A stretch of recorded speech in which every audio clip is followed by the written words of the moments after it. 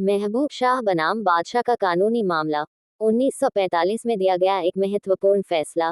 भारतीय दंड संहिता आईपीसी की धारा 34 की सामान्य आशय की अवधारणा की व्याख्या में महत्वपूर्ण है।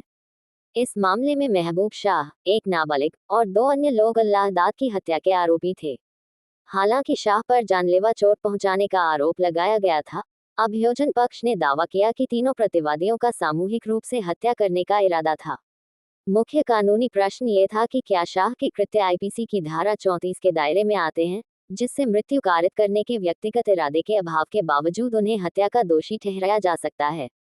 अपने फैसले में सर्वोच्च न्यायालय ने शाह की दोषसिद्धि को बरकरार रखा और उसे धारा 34 के तहत हत्या का दोषी पाया।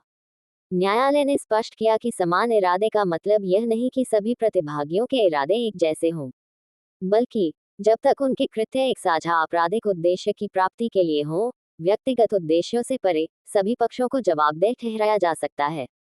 इस ऐतिहासिक निर्णय ने समान आशय और समान आशय के बीच एक महत्वपूर्ण अंतर स्थापित किया। जहां पूर्व आशय के लिए संयुक्त आपराधिक उद्देश्य की आवश्यकता होती है, वहीं बाद वाले आशय में समान परिणामों की ओर ले जाने वाली व्यक्तिगत गतिविधियां शामिल हो सकती हैं। इसके अलावा इसने धारा 34 के अनुप्रयोग को स्पष्ट किया, जिससे अभियोजन पक्ष को अपराध में उनके योगदान के लिए सहयोगियों को उत्तरदायी ठहराने की क्षमता प्राप्त हुई, भले ही घातक कृत्य प्रत्यक्ष रूप से न किया गया हो।